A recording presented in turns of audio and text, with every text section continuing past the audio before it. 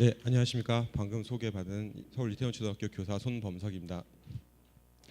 네, 제가 맡은 부분은 서울 초등 디지털 교과서 수업 연구회 수업 사례 발표입니다. 그래서 우선 연구회 성격에 대해서 간단히 말씀드리고 그다음에 수업회에 대해서 얘기 드리겠습니다. 저희 연구회에서는 디지털 교과서를 활용한 각종 수업 방법과 수업 방법을 개발하고 그다음에 그걸 공유하는 것을 주요 목표로 하고 있습니다. 그래서 개발한 자료들은 한국 창의인성교육넷에 저희 공개하는 것을 저희 주요 활동을 하고 있는데요. 그래서 올해 저희 연구회 회원들이 회원당 4개씩 개발해서 개발 예정인데 그 중에 한 사례를 제가 소개하러 왔습니다. 네, 잘 아시다시피 디지털 교과서 같은 경우에는 사회하고 과학과가 개발되어 있는데요. 초등학교에. 그래서 그 중에서 5학년 사회과에 나와 있는 역사 부분을 수업한 사례를 말씀드리도록 하겠습니다. 우선 디지털 교과서는 기본적으로 구성되어 있는 내용 자체는 일반 서책형 교과서와 거의 동일합니다. 동일한 디지털 교과서 안에 컨텐츠들, 사진이라든지 그런 동영상 같은 컨텐츠가 포함되어 있고요. 그 다음에 위드랑이라고 하는 SNS가 연동되어서 바로 사용할 수 있는 것을 주요 특징으로 하고 있습니다. 그래서 디지털 교과서를 가지고 수업을 하기 전에 우선 저희 반 아이들하고 수업을 했을 때 저희 반 아이들 기준으로 공부를 해봤을 때 일반 서책형으로 수업했을 때와 디지털 교과서로 수업했을 때 어떤 부분에서 좀 차이가 있을 수 있는지 느꼈는지 아이들에게 한번 문의를 해봤는데요. 일단 질문지를 주고 해봤었는데요. 일단 그 서책형 교과서를 가지고 제가 일단 강의형으로 수업을 했을 때는 학생들은 집중도는 더 높아지고 심지어는 실력도 좀 더 나아진다라고 느끼는 아이들이 많았습니다. 그렇지만 제가 설명을 잘 못하는지 흥미도는 좀 다소 떨어진다는 반응이 좀 나왔고요. 상대적으로 디지털 교과서를 사용했을 때는 흥미도는 상당히 높지만 디지털 교과서 특성상 단말기를 다루기 때문에 집중하는 데는 조금 어려움이 있다라고 하는 반응을 아이들이 보였습니다. 그래서 그러면 디지털 교과서 썼을 때 어떤 수업 형태를 했을 때 이 흥미와 집중도를 좀 높일 수 있는 수업을 할 수 있을까 좀 고민을 하고 수업을 구안하게 됐습니다. 네, 지금 보여드리는 것은 초등학교하고 중학교 교육과정에서 이야기하고 있는 역사학습 방법들입니다. 굉장히 다양하게 여러 가지가 있는데요. 뭐 이것들을 다 제가 해보지 못했지만 학생들한테 이런 것에 대한 이야기를 하고 어떤 것들이 좀 재밌었고 지금 할 때 조금 더 좋겠는가라고 하는 선호도 조사를 아이들한테 해봤었는데요. 이 중에서는 현장 견학 학습과 현장 견학 체험과 그 다음에 제작 학습에서 학생들이 그런 활동을 했을 때 조금 더 즐겁고 잘 할 수 있었다라는 반응을 얻었습니다. 그리고 상대적으로 교육과정에서 많이 강조되고 있는 역사학습 방법 중에 하나가 박물관 학습인데요. 그래서 이 세 가지를 어떻게 조화롭게 좀 넣어서 디지털 교과서, 아까 그 디지털 교과서를 활용할 때 있는 수업 방법을 쓰면 좋지 않을까라고 고민을 하게 되었습니다. 그래서 디지털 교과서를 쓰는 환경이라고 하는 자체가 우선 왼쪽 위에 그림에서 보실 수 있듯이 온라인일 때는 대부분 학생들이 하나씩 디바이스를 가지고 있는 상황에서 할 수 있고 그 다음에 학생들이 아까 즐거워했던 활동 중에 주로 현장에서 체험할 수 있는 것들 그 다음에 뭔가를 만드는 활동들이 굉장히 즐겁다고 했기 때문에 기본적으로 시작을 하면서 학생들이 익힐 수 있는 것을 썼는데요. 거기에 더불어서 교과서 5학년 2학기 사회과 교과서 처음에 보시면 역사단은 이제 박물관에 대한 것들이 중점적으로 강조됩니다. 그래서 이런 것들을 종합적으로 고려했을 때 네, 학생들이 박물관 즐겨 찾을 수 있는 박물관 홈페이지를 한번 제안해 보는 것이 어떤가 이것들을 주요 주제로 삼게 되었습니다. 네, 주요 1단원의 주요 내용 같은 경우는 우리나라 주로 고대 시대를 다루고 있습니다. 선사 시대, 그 다음에 고조선, 삼국 시대 이런 부분들을 다루고 있는데요. 이런 부분들을 다루는데 맨 마지막 단원 정리 단원에서 박물관을 다루고 있기 때문에 학생들이 즐거워할 수 있는 디지털 교과서를 활용하는 환경이라든지 그 다음에 무언가를 만드는 제작 활동, 그 다음에 박물관에 대한 중요성 이런 것들을 고려해서 박물관을 만들어서 제안해 보는 활동을 하게 되었습니다. 일단 기본적으로 ICT를 목표로 해서 박물관 홈페이지를 완성시키는 것이 주요 활동이 아니고 디지털 교과서를 학생들이 좀 더 주의 깊게 보면서 그 내용들을 습득하고 거기 있는 컨텐츠들을 좀 더 잘 활용할 수 있는 방안에 대해서 고민하고, 그다음에 디지털 교과서라고 하는 것 자체를 좀 더 학생들이 유익하게 사용할 수 있는 데 주요 목적을 두었기 때문에 홈페이지를 완벽하게 완성한다기보다는 일종의 제안서를 완성하는 형태로, 그래서 박물관 시제품을 만들어 보는 걸로 했습니다. 특히나 이 박물관 시제품을 만들어 보는 것에서 주요 주안점을 뒀던 것은 학생들이 기본적으로 박물관을 좋아하지는 않습니다. 물어봤더니 박물관 가는 것은 어떠냐, 굉장히 싫어한다는 반응이 나오더라고요. 그러면 왜 싫어하느냐 했더니 가서 할 것도 별로 없고 아는 것도 별로 없다. 물론 가장 기본적인 것은 아는 것이 없기 때문에 아이들이 즐거워하지 않겠지만 박물관을 조금 더 재미있게 꾸민다면 요즘 체험하는 박물관이 있듯이 즐거워할 수 있듯이 학생들이 그런 부분들에서 고민을 해서 만들어 보면 좀 더 그런 부분에 가까이 느낄 수 있지 않을까. 그래서 이런 활동을 하는 가운데 좀 더 친숙하게 느끼지 않을까 생각해서 구성하게 됐습니다. 그래서 총 이 차시 같은 경우 18차시로 구성이 되어 있는데요. 네, 이 부분들은 이제 그 박물관을 만들 데 있어서 학생들에게 주제로 제시했던 5가지 요소들입니다. 이 주제 중에 5가지 요소들을 학생들이 고려해서 박물관 홈페이지를 만들라고 제안을 했습니다. 그래서 그 중에서 이제 요 지금 표시된 부분은 핵심 성취 기준인데요. 요 부분들을 좀 선택을 해서 조금 더 고려해서 만들었을 때 조금 더 가산점을 주는 걸로 학생들하고 이야기를 해서 진행했습니다.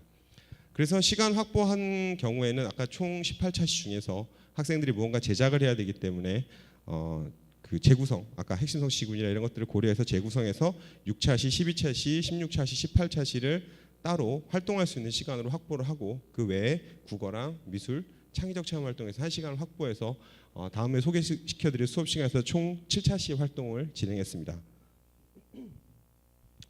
네, 활동 순서는 기본적으로 박물 홈페이지를 만드는 순서가 일반적으로 디자이너들이 하는 순서에 대해서 좀 궁금해서 디자이너들이 하는 순서에 대해서 좀 강의를 하시는 분과 접촉해서 어떤 식으로 홈페이지를 만드십니까? 라고 해서 그 부분들에 대한 것들을 자료를 수집했고요. 초등학생 수준에 맞게 좀 더 간이로 단순화시켰습니다. 그래서 주제 선정 및 조사 활동, 그래서 퍼소나 사용자 스토리라고 하는 것도 만들어 보고, 그 다음에 고객 여정 지도를 만들어 보고, 아이디어를 도출한 다음에 실제로 만들어 보는 것까지. 물론 이제 홈페이지를 만드는 게 주요 목적이 아니고 이 박물관 홈페이지를 만들어 가는 가운데 학생들이 디지털 교과서에 조금 더 집중해서 보게 되고, 디지털 교과서에 있는 내용이라든지 컨텐츠에 좀 더 주의 깊게 보게 하는 데 목적을 두었기 때문에 이런 식으로 수업 활동을 정리를 해봤습니다. 네, 주요 활동 시작하기 전에 프로젝트나 이런 긴 수업을 했을 때 학생들이 가장 중간에 어려워하는 부분들이 어떤 과정을 가지고 어떻게 진행해야 되는지를 잘 이해하는 걸 어려워했기 때문에 이 활동을 하는 데 있어서 시간을 좀 많이 할애해서 학생들에게 우리가 무엇을 해야 되고, 그리고 그렇게 하기 위해서는 여러분들이 무엇을 해야 되는지에 대한 것을 설명하는 시간을 가졌습니다. 그리고 도구 익히는 시간을 가졌는데요. 기본적으로 디지털 교과서 외에 박물관 홈페이지를 그 시제품을 만들 수 있는 도구를 사용을 했습니다. 그 도구를 사용하는 데 있어서 익히는 데 시간은 그렇게 오래 걸리지는 않았습니다. 초등학교 5학년 기준으로 대략 40분 내외에 지금 소개시켜드린 도구의 사용법을 거의 다 아이들이, 물론 중요 방법 정도지만 익혔습니다. 그래서 이 3가지 주요 도구, 디지털 교과서에 쓰이는 디지털 교과서와 SNS 위두랑, 그리고 지금 소개시켜드린 3가지 도구를 활용을 했습니다. 네, 모둠은 대략 3, 4명 이내로 제한을 했고요. 최대 6명까지 이전 프로젝트 수업에서 해봤었는데 여러 가지 문제점이 발생해서 4명 정도 이내가 학생들이 가장 적합한 인원이었기 때문에 4명으로 진행을 했고요. 그래서 실제 본 활동은 여기까지가 주요 모둠 활동까지가 주요 그 사전 활동이었고, 실제 준 활동은 주제 선정부터 진행이 됐습니다. 그래서 아까 소개시켜드린 교육과정상의 성취 기준 5개를 주고 거기에 알맞은 박물관을 좀 만들어 봐라. 그래야 그에 맞는 부분을 학생들이 디지털 교과서에서 좀 살펴보고 주의 깊게 볼 수 있기 때문에 그 5가지 주제를 주고 학생들이 읽어본 다음에 이제 본 수업하기 전에 주제를 보고 책도 읽어보고 디지털 교과서도 읽어보면서 주요 내용을 파악하게 했습니다. 네, 그래서 처음에 어떤 활동을 하기 전에, 홈페이지를 만들기 전에 가장 먼저 하는 활동이 검색하기, 그러니까 소위 데스크 리서치라고 그 전문적인 용어라고 쓴다고 말씀하시던데요. 데스크 리서치라고 해서 검색하는 활동, 인터넷에 홈페이지를 가보고 실제로 홈페이지가 어떻게 구성되어 있는지, 박물관 홈페이지 이전에 가본 적이 있느냐 그랬더니 아이들이 가봤다는 아이들이 거의 없더라고요. 그래서 실제로 가서 보고 정말 어떤 문제가 좀 있는지, 학생들이 좀 정말 가서 볼 수 있을 만한 것인지, 이런 것에 대한 것들을 학생들이 살펴봤고요. 그런 걸 바탕으로 본인들이 이제 다른 학생들에게 가본 경험이 있느냐, 박물관 가봤을 때는 어떻겠느냐, 이런 실전 인터뷰도 자료도 조사해봤습니다. 그랬더니 학생들이 굉장히 많은 자료를 수집했었습니다. 그리고 이제 홈페이지를 실제로 만들게 하기 위해서 퍼소나 만들기랑 사용자 스토리 만들기를 진행을 했었는데요. 퍼소나라고 하는 것은 실제로 홈페이지를 사용할 가상의 인물을 두고 그 인물이 어떤 식으로 특징을 가지고 있는지 그런 것들을 만들어 보는 활동이었는데, 이 시간은 이제 국어 시간을 활용을 해서 진행을 했었습니다. 그래서 그 사람의 특성적인 면, 특징적인 면이라든지 그 사람의 생활이라든지 이런 것들을 만들어 보면서 글을 하는 글까지, 실제 이 사람의 생활이라든지 이런 것까지 쭉 만들어 보는 활동을 진행했는데요. 요 밑에 쓰고 있는 것이 아이디어 보드였습니다. 아이디어 보드를 이용을 해서 진행을 했었는데, 아이디어 보드는 큰 원 여러 가지가 있어서 학생들이 가운데 부분에 주요 사용자의 특성적인 면을 적고 바깥으로 나가면서 그 사람의 생활 습관이라든지 지내는 모습, 이런 것들을 전반적으로 정리를 해서 이렇게 퍼소나 시트라고 하는 것들을 만들었습니다. 물론 그 사회과 교과와 크게 관련이 없을 수 있기 때문에 이 부분은 국어과에서 글쓰기 인물에 대한 부분에서 시간을 차용을 해서 진행을 했고요. 이 만들어가는 과정에서 학생들이 조금 더 가상의 사용자가 어떻게 사용할 수 있을지에 대해서 좀 더 깊이 있게 생각하는 시간을 가질 수 있었습니다. 네, 그리고 실제로 이제 홈페이지에서 들어갔을 때 그 사용자가 어떤 식으로 홈페이지를 이용하게 될지 조금 더 고민을 하고 아이디어 도출이라고 해서 실제 아이디어를 낸 다음에 시제품 제작에 들어갔는데요. 이 고객여정 지도라고 하는 것은 아까 만든 그 퍼소나 가상의 사용자가 홈페이지에 방문했을 때 어떤 내용을 보게 되고, 그리고 이 사람이 어떻게 만족하게 될지, 정말 어떤 식으로 하게 될지를 아이들이 상상해보는 시간을 가졌었습니다. 그래서 이렇게 만들었습니다. 물론 전문가들이 만든 가상 그 사용자 지도는 훨씬 더 정교하고 잘 되어 있지만 학생들끼리 앉아서 나름의 처음 해본 학생들끼리 고민해보는 시간이 되었었습니다. 네, 그리고 시제품을 제작을 했는데요. 시제품 제작은 당연히 기본적인 내용은 DT에 있는 내용들과 교과서에 있는 내용들을 중심으로 어떻게 조금 더 학생들이나 아까 가상의 사용자로 정한 사용자가 조금 더 즐겁게 사용할 수 있을지에 대해서 집중해서 만들어보는 시간을 했습니다. 그리고 발표까지 진행을 했습니다. 네, 이 PPT는 학생들이 실제 만들었던 발표 자료였습니다. 그래서 학생들이 설문조사도 직접 했고요. 그랬더니 뭐 흥미나 쉬운 자료가 없었다, 이런 것들도 조사를 했었고, 그다음에 본인들이 만들었던 실제 퍼소나도 만들었었고요. 그래서 이 조에서는 그 당시 5학년 외국 학생들을 대상으로 그 학생들이 좀 더 흥미롭게 느낄 수 있는 홈페이지를 만들어 보겠다라고 해서 DT에 있는 자료와 번역 기능은 DT에는 없지만 그런 것들을 이용해서 만들었었습니다. 네, 요 지금 옆에 있는 것들이 그 프로토나우라고 해서 프로토타입을 만드는 그 시제품을 만드는 도구였습니다. 사용 방법은 파워포인트보다 약간 어려운 정도였는데 학생들이 파워포인트를 쓸 수 있기 때문에 금방 사용 방법을 익혀서 이런 만드는 활동을 해봤고요. 네, 요거는 학생들이 발표한 영상인데요. 다 보기엔 시간이 좀 긴 것 같아서 넘어가도록 하겠습니다. 네, 그래서 실제로 학생들이 박물관 홈페이지 시제품, 말 그대로 시제품이기 때문에 뭐 정교한 그림이라기보다는 이런 그 프로토타입 만드는 도구 자체가 버튼이라든지 사진 변화, 그다음에 이런 것들을 지원하기 때문에 학생들이 그런 것을 넣어서 실제로 한번 디자인해봤고, 이걸 가지고 내용도 살펴보고 하는 시간을 가졌습니다. 네, 이런 수업을 하고 났을 때 아까 그 발표한 친구인데요. 한번 이야기를 들어보도록 하겠습니다. 짧기 때문에.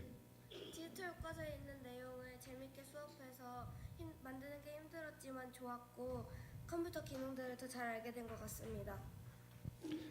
네, 어쨌든 좀 반응은 어려웠다는, 힘들었었다는 반응이 좀 나오긴 했었습니다. 그 처음에 만드는 것 자체는 즐거웠는데 생각보다 고려해야 될 부분을 너무 많이 있었다는 이야기를 아이들하고 좀 들을 수 있었었는데요.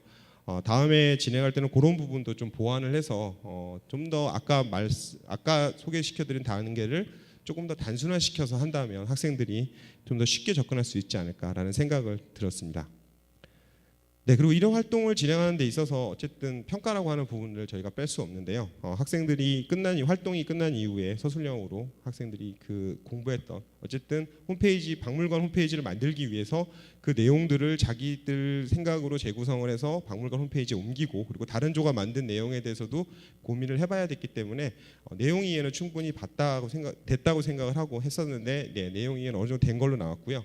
그 다음에 이런 수업을 하는 데 있어서 가장 중요한 건 이제 결과물이라든지, 그다음에 학생들이 주요 활동 부분을 살펴봐야 되기 때문에 그런 부분은 결과물은 포트폴리오, 학생들이 만든 시제품을 살펴봤고, 그다음 발표 자료들을 체크를 했습니다. 그리고 체크리스트라고 하는 것은 제가 주요 아이들 활동을 할 때 체크하면서 학생들의 주요 활동들을 보았고, 그 다음에 조별로 학생들이 끝난 이후에 서로 상호평가한 결과물을 가지고 종합적으로 1단원에 대한 평가를 했었습니다.